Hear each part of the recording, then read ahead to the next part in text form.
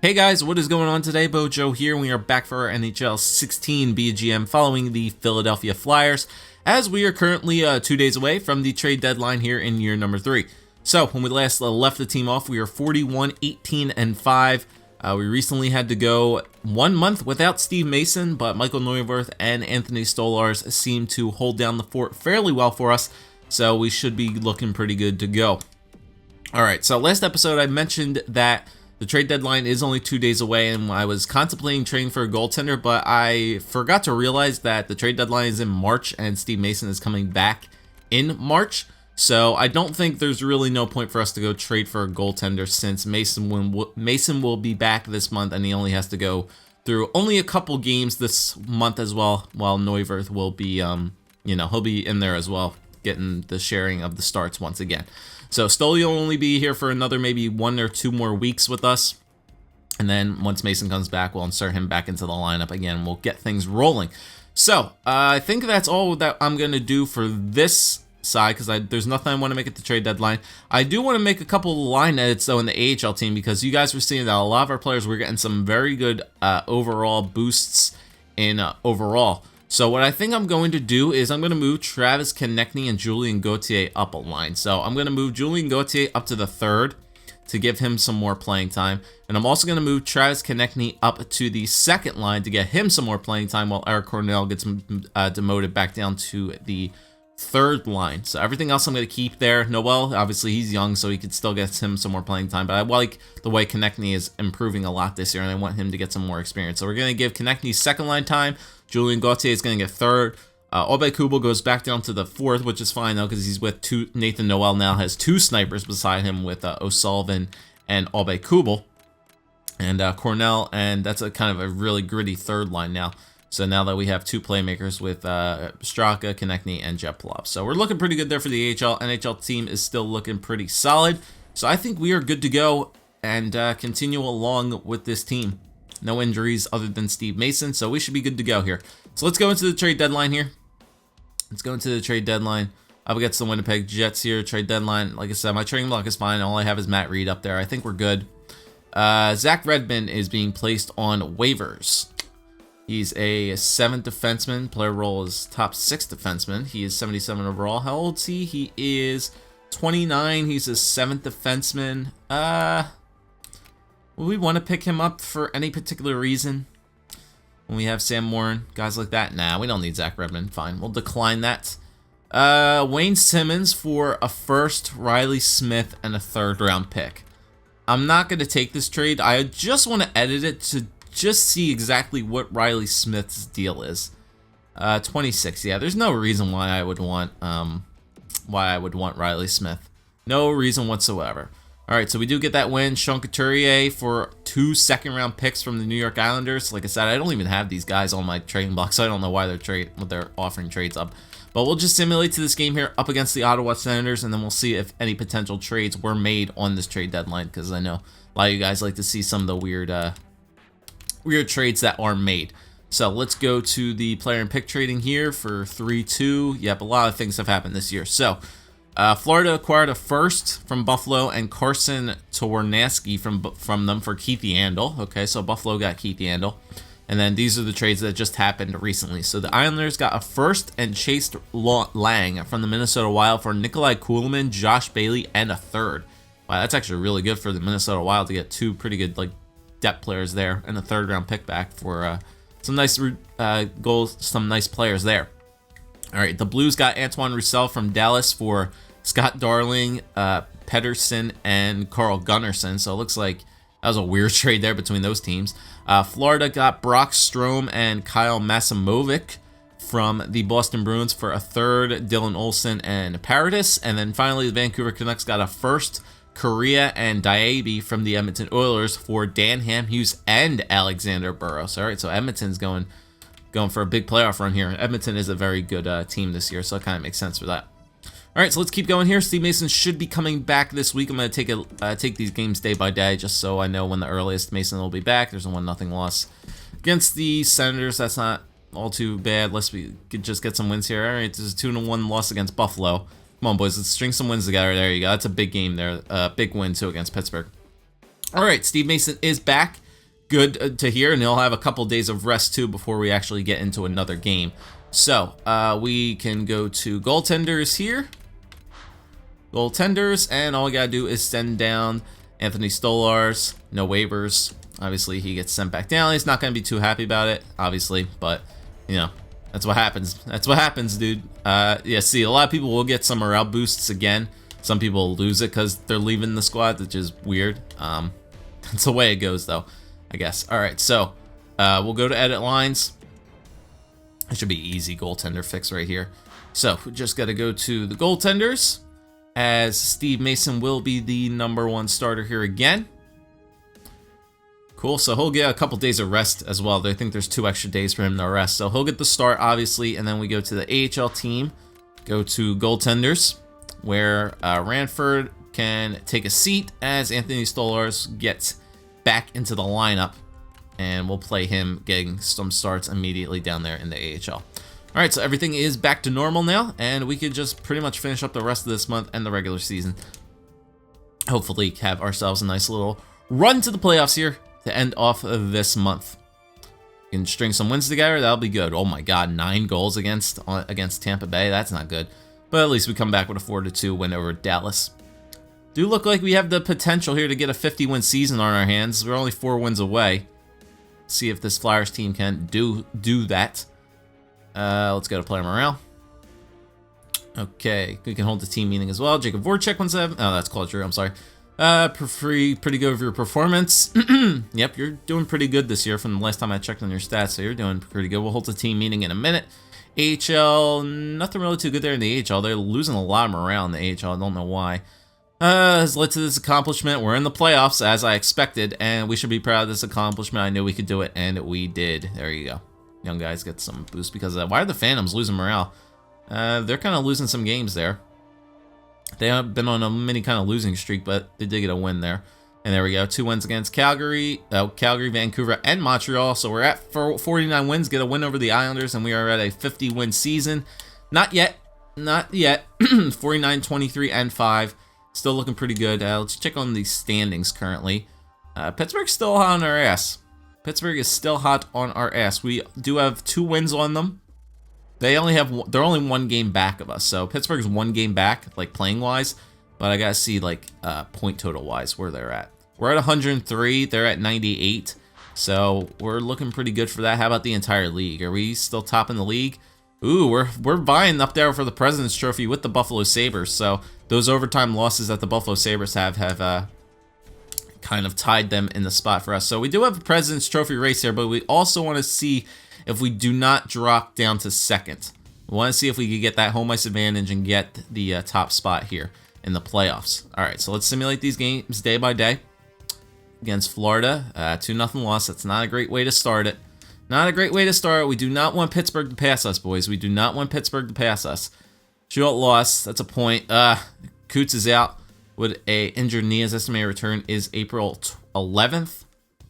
Okay, so that's kind of a big hurt. That's a second line center role, but that really should be an easy fix, as Lawton's gonna move up a line, and then we could put Gagne back into the center, and then let's see who's on the team right now. Who's in our squad being injured? Oh, Van Velde can go right in there. Yeah, let's just substitute Chris Van Velde in for Sean Couturier. On the third line, Vandy will get some playing time. I'm not going to move Kruger up. I'm just going to put Van Velde in there, and I think we should be good. All right, but we got to get some points here, boys. 3 games left, and Pittsburgh's up at 50 wins. We still have overtime losses on them. 1, yeah, it's close. It's close. It's going to be close. All right, yeah, we gotta make sure that we win these games here, boys. We got to make sure we win these games. These last 3 games against divisional opponents are going to be pretty big for us. All right, let's go here. All right, let's do an in-game simulation for these last 3 games. Got big games here against Carolina. They're going to be in the playoffs as well, so we need these points, though. First period against Carolina, James Wisniewski. Second period, 1-0. All right, Sam Gagne tied it up on Cam Ward. Third period, 2-2, Eric Stahl and Claude Giroux. All right, so we do get a point nonetheless going into overtime. Overtime? Jordan Stahl gets it in overtime. So that extra point would have been nice, but we still get a point nonetheless. An overtime loss against the Carolina Hurricanes. Okay. Come on, boys. We gotta make sure we lock this up here. Let's take a look at the stats again. We fell down the second. That's not what I wanted us to do. That is exactly not what I wanted us to do. Pittsburgh has just gone on an absolute tear for the past couple of months. Come on, boys. We need these. We probably need these 2 wins if we want to take that first place in the East. Come on, boys. Let's go. 2 big games here against New York and New Jersey. They're not playoff teams, either of them. First period against the Islanders. There you go. I'll take that. Claude Giroux and Jacob Voracek. Ryan Pulock gets 1 back for the Islanders, but we'll take it. 2-1 lead after the first. Second period, 5-3. I'll take that. Islanders get 2, but we put up 5. Marcus Kruger, Luke Shen, and Claude Giroux. I'll take that. So we still got a 2-goal lead going into the third period. Can we hold on? Yes, we can. Jake Voracek does get 1 more, and we hold on for a 6-3 win over the New York Islanders. So that's a big 2 points right there in regulation. We'll take that. All right, Sean Couturier should be coming back maybe soon. Edit the scouting assignment. All right, so we did America and Russia. We should go back to Russia, honestly. Back for the forwards again. All right, Sean Couturier is available to play. Good. Okay, so we can just put, whoops. Let's move Andy up, Lawton back down, and Coots substitute in all lines there on Chris Vandevelde. So Coots should be back in there. Let's see, special teams. Coots is back in there on the second line. Yeah, Coots did get power play time this year. I'm pretty sure he did. Yeah, extras. Yeah, everything else should be good. Hold on, let me check the penalty kill. Lawton and Couturier, good. Okay, so everything else is fine. Okay, cool. All right, we're good to go. All right, so let's go that last game here against the New Jersey Devils. Let's see what's going to happen. So we did get our 50-win season with that win. Pittsburgh just, they're way too good, man. I don't know what the Pittsburgh Penguins are on, but they just turned it up to a whole new level. Yep, we can't beat them. Can't beat them. They won. They won it out. Pittsburgh just pushed really hard. So this game against the New Jersey Devils does not matter whatsoever. Devils are in the playoff position as well, so we can just simulate past this game. Does not matter what happens in this game against the Devils. We get the 2nd seed in the East, so that's how it happens. We get a shootout win over the Devils, and that is how this season will end with your Philadelphia Flyers, unfortunately, with a record of 51-24-7, still not good enough for first place in the Metropolitan Division, as the Pittsburgh Penguins just went on an absolute tear at the end of the year to pass us. Pretty unfortunate. All right, but let's simulate ahead here, 1 game at a time. See who our opponent is going to be in the playoffs. I think it's going to be the Carolina Hurricanes, as it is going to be the Carolina Hurricanes here, game 1 of round number 1 in the playoffs. Okay, so let's do ourselves a whole little recap here and see how this team did perform. So like I said, 110 points by the Pittsburgh Penguins, 109 by the Philadelphia Flyers. Could have got one of those wins either against Buffalo or Florida, and we would have taken the division, but not enough, it seems, as the Pittsburgh Penguins just bypassed us by a lot. By a good bit. They came out of nowhere, man. They were itching on us the entire way. So Buffalo and Philadelphia both end at 109 points. Pittsburgh ends with 110, as they are the President's Trophy winning team. They were sitting in 2nd place pretty much the whole entire year, and then just out of nowhere, scoops right in and steals your girl. All right, so let's take a look. Goals for per game. See how we ended off this year with 3rd in the league with a 2.90. So 2.90, not bad. 3rd in the league for that, not bad. We'll take that. Goals against in the league is, where's our goals against? A lot of teams with 2.4. So we're kind of near the middle of the pack for goals against, but around like 2.5. So that's not, not bad. Power play is down there, 18.73. So that's kind of off top 10 just a tad bit, so not too bad. How many times were we on the power play? I don't think we were on the power play all too many times.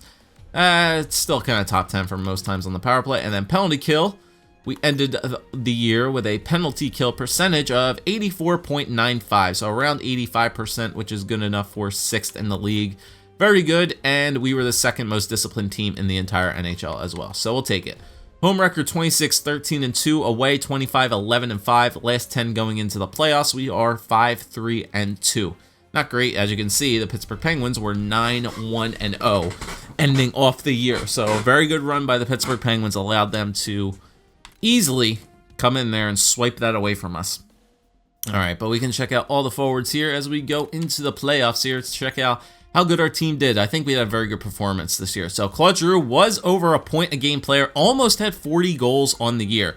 Very impressive year from Claude Giroux, way to get back up there to almost that point per game total with a point total of 83 points. That's his best season since we started this GM mode. So he's definitely growing a lot better. Like I said, having TJ Oshie on that line, I think helped a whole lot. Jake Voracek with 70 points, only 20 goals, but still 50 assists for Jake. 70 points, not bad. Wayne Simmonds on the second line, 69 points with 34 goals and 35 assists. That's an impressive goal total from Wayne Simmonds. 34 goals.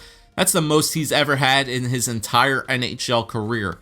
Beating it by 5? Beating it by 5 goals. Yeah, 5 goals. That's the most goals he's ever scored in his entire NHL career, and tied his NHL career for most assists as well. So one hell of a year from Wayne Simmonds. 69 points with 34 goals. Pretty impressive. Braden Shen with 64 points as well. That should really do a good job, a really good boost of his totals as well. 50 assists for Braden Shen. I don't know what the second line was on this year, but they were on something else. I mean, Wayne Simmonds, Braden Shen, and Sean Couturier all had really good point totals. TJ Oshie on that first line with 56 points, not a bad year for him. But Sean Couturier with 53 points. Like I said, it's a really great point total from these guys. Like 50 and 60 points is really impressive for Braden Shen, Sean Couturier. I really hope that has a really good impact on their potentials, because I really think that should. If Shen can put up 64 points, and this is pretty much his last year of getting better, like potential-wise or net growth-wise, that should be the year. Same thing for Couturier. He had a very, very, very good year. Matt Reed almost had 50 points as well, and he was on the third line, 24 goals, not bad, 25 assists. Scott Lawton with 38 points, very good year for him. Sam Gagner with 27, Ryan White with 21, Brandon McMillan with 17, and Kruger with 17. Very good point totals from our fourth line as well. All right, and then the young guys here. Let's check out the D-men. Michael Del Zotto, as you guys can see, one of the main reasons we kept him. 35 points for him. He's up to an 85 with the morale. Ivan Provorov finished off with 20 points. Not a bad first year for him with 17 assists, 3 goals. Gostisbehere with a 19, 7 goals for him. Travis Sanheim finished with 14, 8 goals for him. Robert Hagg had 9, Luke Schem with 4, Sam Warren and Barbario both had no points in the 5 games that they played. And then the goaltenders, we got Steve Mason finishing off with a 2.33 goals against average in 52 games, 34, 14, and 2 with a save percentage of .92 and 7 shutouts on the year. Michael Neuver, 28 games played, 2.43, 14, 8, and 2 with a save percentage of .919 with 1 shutout. And obviously Anthony Stolarz played in 7 games this year, filling in for the injured Steve Mason. 3.13, and goes 3-3, save percentage of .896. All right, so pretty good year all around, obviously, point-wise total for our team. So let's go check out the entire league here, see how the entire league panned out. For forwards, let's see who had the most goals, most assists, and most points. All right, so most goals this year went to John Tavares, Jonathan Drouin, Parise, Patrick Kane, Evander Kane, Sagan, Perry, Vanek, Giroux's up there, which is good, and Wayne Simmonds is up there as well, so that's pretty good for those guys. But Tavares with 49 goals on the year, that's a pretty good year for him. Assists, Sam Reinhart with 70 assists. He's a 91 overall now. Jesus Christ, that's unreal. Palat didn't even come close. Palat, Stamkos, Jamie Benn, McDavid's up there, Steen, Galchenyuk, William Nylander as well. 51 assists for him. It's good. A lot of good years from like mid-range players, like maybe like second and third liners. It seems Brock Nelson, Crosby, Braden Shen, and Jake Voracek are up there as well with assists. And then points, who had the most points this year? Sam Reinhart with 94 points. Man, crazy year that Buffalo had. Evander Kane went 88. Yeah, they went off. Steven Stamkos 85. Sagan, Steen, Giroux's up there with 83. So not many point per game players this year in the NHL. Crosby was a point per game player. He missed a couple games this year due to an injury, so he only missed 7 games, but he still put up 79 points. So pretty good year for Crosby as well. Kane, obviously, Palat, Tavares, cool. All right, check out defensemen now. Check out the D-men here, who had the most goals as a defenseman. Erik Karlsson and Oliver Ekman-Larsson. That's kind of expected by those two guys. The Super Swedes, Burns, Subban, Krug, Keith. Any of our players up there? Probably not. Assists, most assists out there. Duncan Keith, Oliver Ekman-Larsson, Barry, Adam Larson, Dowdy, Weber, Theodore. Nobody of our players going to be up there. And then points, I think, goes to Oliver Ekman-Larsson, beating Duncan Keith by 1 point. Wow, that's crazy. Tyson Barrie, PK Subban, Erik Karlsson, yada, yada, yada. All right, goaltenders. We'll check out the rookies as well. See who had the most rookies points as well. All right, so goaltenders, let's see. Most wins went to Marc-Andre Fleury with 46. Yeah, I kind of expected that. Yeah, Fleury had a very, very good regular season as he did. Him and Rene playing almost 70 games. That's crazy. Varlamov played pretty good as well. Dubnyk played good. Quick played pretty good. Lehner did not play that many games this year, but still had like a 2.0 goals against average. That's pretty crazy. Mason's up there as well. Not bad. All right, so there's your goaltender totals all around there. And then let's take a look at the rookie skaters. Rookie leaders this year. Who led the league for rookie goals? After that sorts by that. Goals was led by Bjork. Oliver Bjorkstrand. Pontus Aberg from Nashville. Korostelev's up there. McCann had 15. Shinkruk had 13. So the rookies from the Vancouver Canucks did pretty good. Gauthier, Shane Prince, Graham Black, Sonny Milano, Nosen, Josh Morrissey, and Wade Eminger. Okay, so not bad there, but Bjorkstrand with 27 goals on the Columbus Blue Jackets. Pretty good year for him. Assists went to Matthew Barzal with 49 assists. Pretty good. Jeremy McCann with 44. Shea Theodore, and pretty much some of the same players up there. Kokolchev. Ivan Provorov was up there for assists. That's not bad with 17. Gauthier, and then Kosmachuk. And then points, who had the most points as a rookie? Jared McCann with 59, beating Matthew Barzal and Bjorkstrand by 1 and 2 points each. Korostelov up there with 53. Theodore, any of our players up there? Nope. All right, cool. So that's for the rookie skaters. And that's how it ends. All right, so your Philadelphia Flyers are playoff bound for, we did not make the playoffs last year. So out of the 3 years that we have done it, we've made the playoffs in year number 1 and now in year number 3. So here's how the playoff tree pans out. In the West, you got Colorado against Minnesota, Nashville versus San Jose, Calgary versus LA Kings, and the Edmonton Oilers up against Chicago. And in the East, you got Philly versus Carolina, Pittsburgh versus Boston, Toronto versus Tampa Bay, and Buffalo versus New Jersey. All right, so a little bit of interesting matchups here in round number 1 and for the playoffs for the teams making it. But we're going up against the Carolina Hurricanes that had a very, very good year this year, surprisingly, and finished 3rd in the Metro with a record of 45, 30, and 7. So they are looking pretty good coming into the playoffs. Before we end off the video, I do want to make sure I want to look at progress reports. Where's progress reports? I think they're in edit lines. Yes. Progress reports. I also got to make sure the fans are going to make the playoffs as well. All right, so all players here in the NHL who had the most stats modified. That would be Ivan Provorov, up to an 83, so he's going to be getting better, hopefully, in the defensive category. Only in defensive awareness. Skating got a lot better. Physicality. All right, so he's getting better. Ghost got better by 11, Hag by 5, and Sanheim by 4. So our young defensemen getting a little bit better. Goaltenders, nobody for goaltenders, that's fine. And then we go to all players for the in the system. Should have a lot of players getting better here, yeah, as we do see it. Julien Gauthier, 17 stats modified. LeBurge, like I said, he's playing in the CHL, so 17 points for him. Timo Meier is up to an 80, 16. Abe Kubel, Davis, he's sitting on the playing in the CHL as well, so he's pretty good. O'Sullivan, Konechny, Ulrich, Noel, Noah Seledev. So a lot of our players got better this year. A lot of our players got better. Look at all these guys getting stats modified. It's pretty nice to see all these players getting up there in overalls. Anthony Stolarz only went up by 1, but that's pretty good. Where is Sam Morin at? Where's Sam Morin at? He's down there. Did not get any big modified stats. Only he's up to an 82 because of the morale boosts, but interesting. All right, so hopefully we get some good potential changes when the year ends. But Flyers are going into the playoffs here in year number 3 up against Carolina, and the Phantoms, yeah, Phantoms are a lock for a playoff spot with record 45, 23, and 6. They should be, they might be fighting for 2nd seed. Yeah, they got 2 games left. They might be playing for the 1st spot in the division. They're playing Toronto twice left to end off the year. So hopefully the Phams are playoff bound. We'll just have to see where they end up though in the rankings. But all right. That does it for this video, guys. Thanks for watching. Leave a like, comment, subscribe as always. We will start our round 1 playoff matchup against the Carolina Hurricanes next time, and we'll see you guys there. Leave a like, comment, subscribe as always. See you guys next time.